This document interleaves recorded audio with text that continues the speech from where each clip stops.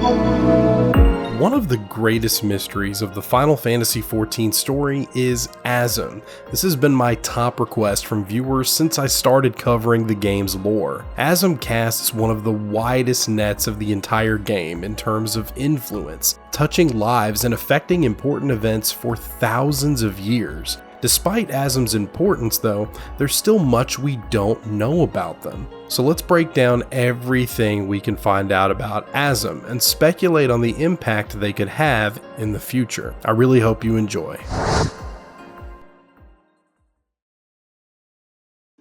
Let's travel back thousands of years prior to the main story, to a time when ancients shaped the star. It was known as Aetheris in those days. The ancients are a powerful race with incredible prowess over magic and advanced technology. They use their vast pools of ether to create living beings to populate the star. They also possessed much longer lifespans than the races we know today, and some could use special abilities like soul sight. The ancients were ruled by the Convocation of 14, a council tasked with keeping order on Aetheris. Members of the Convocation adopt their titles as their names during their time in office. They operated in the ancients' capital city of Amarat. Each seat or office focuses on a field of expertise or a specific duty. And while we don't have a complete picture of all of those roles yet, we do know about the seat of Azem.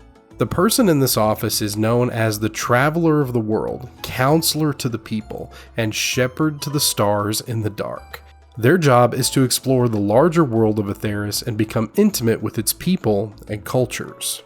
There are two people who have held the seat of Azem that we know of. The first is Vana, the ancient eventually responsible for the summoning of the primal Hydaelyn and sundering the star. She mentored the other Azem we know of before they took over the seat. Unlike other ancients, Vana chose not to follow the tradition and rejoin the ethereal sea when her duty was complete, so she's still around when the new Azem takes over. We haven't directly encountered this Azem in the story. All of our knowledge of this person comes secondhand through stories from friends and colleagues. Azem's two greatest friends, Emet-Selch and Hythlodaeus, have a conversation with Vana during the player's time in Elpis. It has been a while, Hythlodaeus.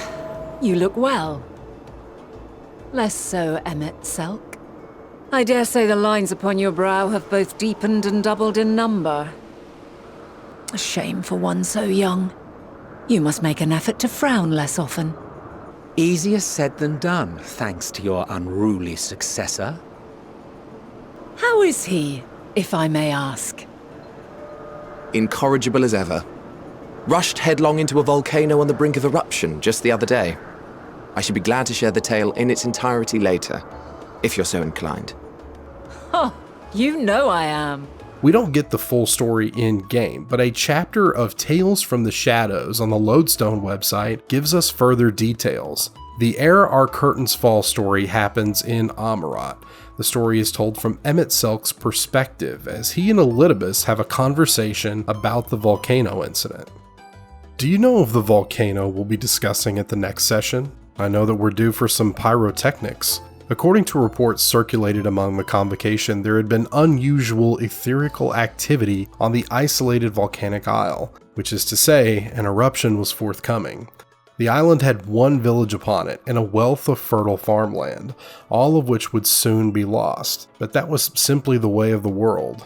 As in many such cases, our role was merely to acknowledge the fact.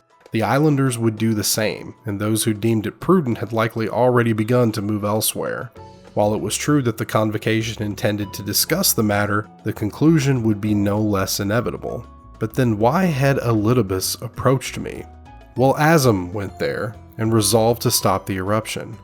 Naturally, I felt my brow furrowing and fought to suppress a scowl that threatened to pull my forehead down over my eyes. How? I eventually managed.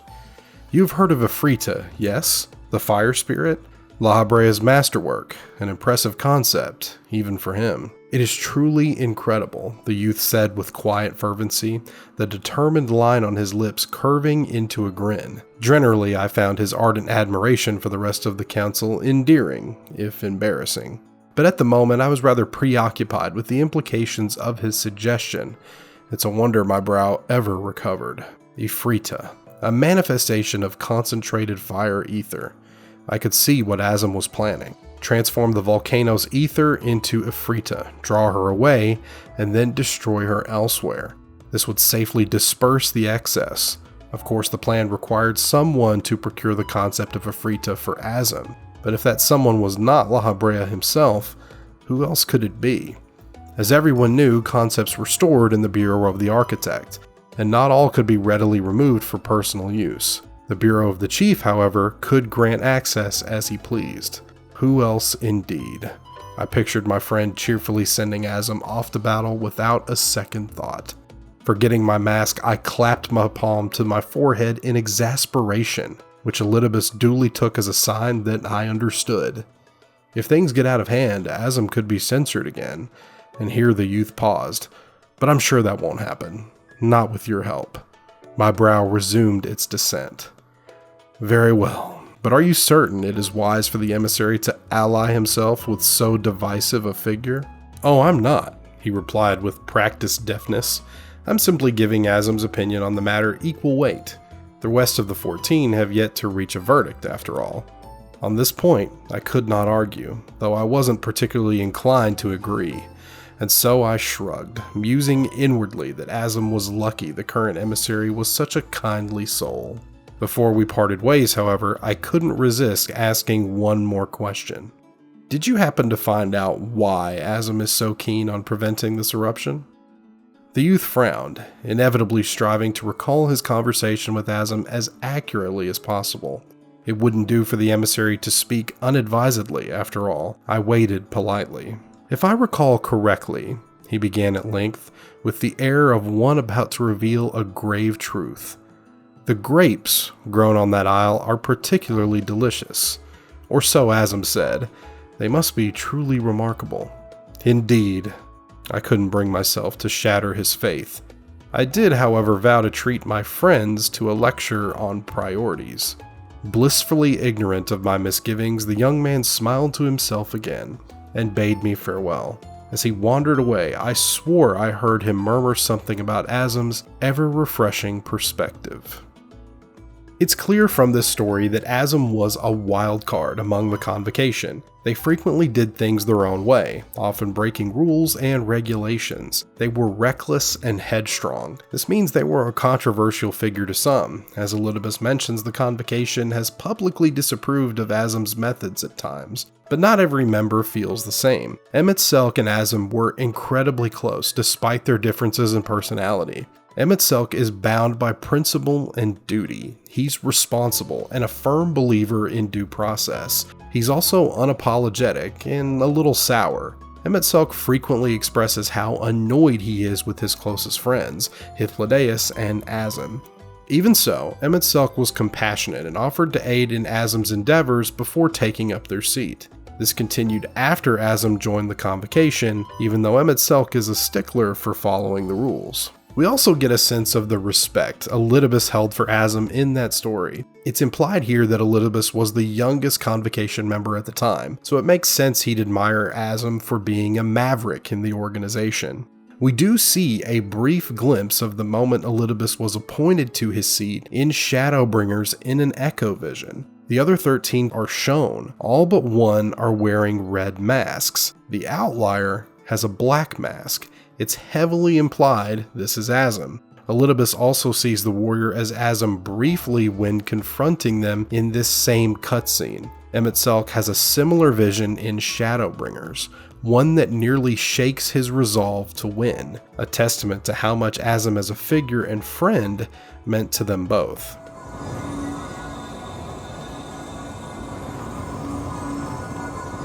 No, it can't be.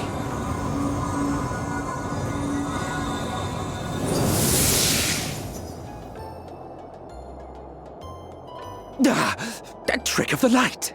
You are a broken husk, nothing more! Hythlodaeus also holds Azem in the highest regard. Each ancient chooses a duty or purpose as part of their society, one that benefits the star and mankind. Ancients willingly choose to return to the ethereal sea when that duty is complete. Hythlodaeus' duty is to Emet-Selch and Azem. His purpose is to help his closest friends rise to greatness. It's why he goes to such incredible lengths to help the warrior in the past and future. If you want to know more about Hythlodaeus' dedication, you can check out my video about him.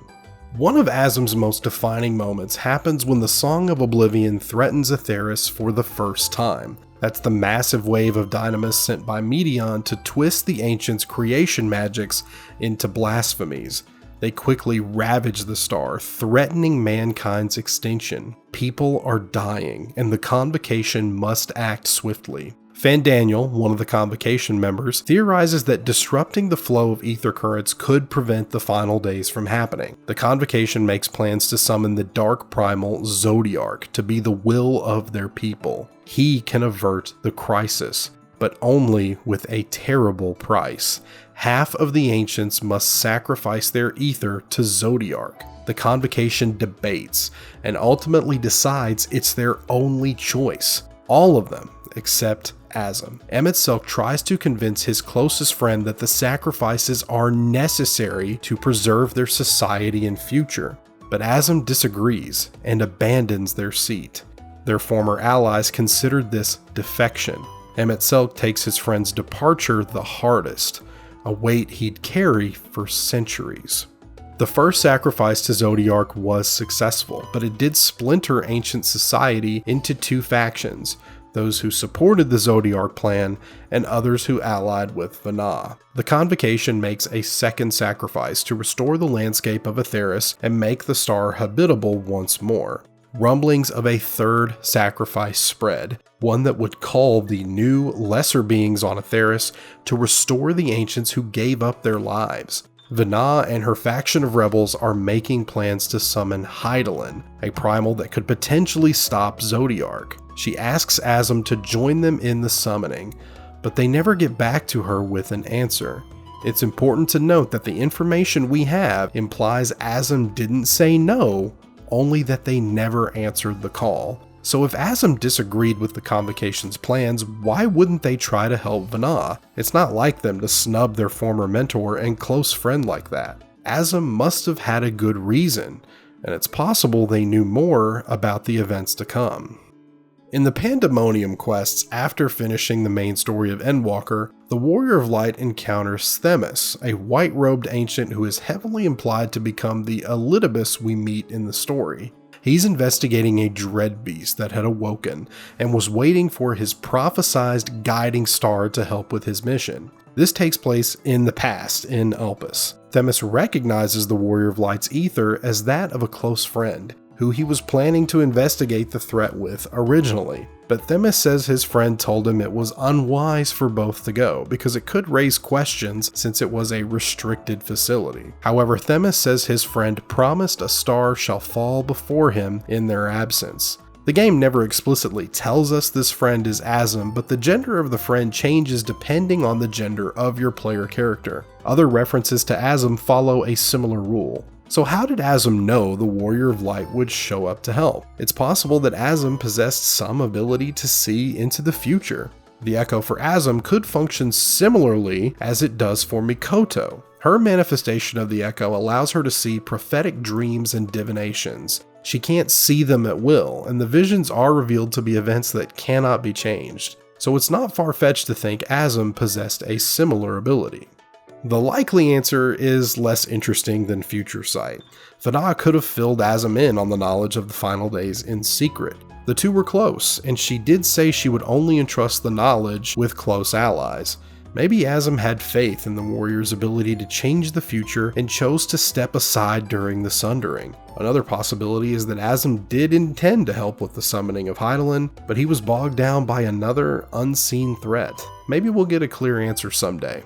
Azem's life effectively ends when Hydaelyn sunders Atheris into the Source and its 13 reflections, but that didn't stop their legacy from living on. The sundering broke Azem's soul into 14 pieces. The piece from the first is reborn as Ardbert, a warrior of darkness who seeks to stop his world from being swallowed by light. The main piece is reincarnated in modern times on the Source as the Warrior of Light. Other shards of Azem's soul combine with the warriors as they are rejoined over the course of time. It's important to note that while these shards do share some similarities with the original soul, the warrior and Azem are not the same person.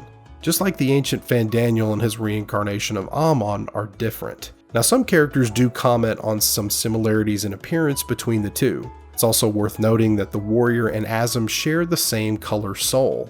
Hythlodaeus and others with soul sight can see this. That's why Hythlodaeus and his shade refer to the warrior as his new old friend when they meet in Amarat and on the moon.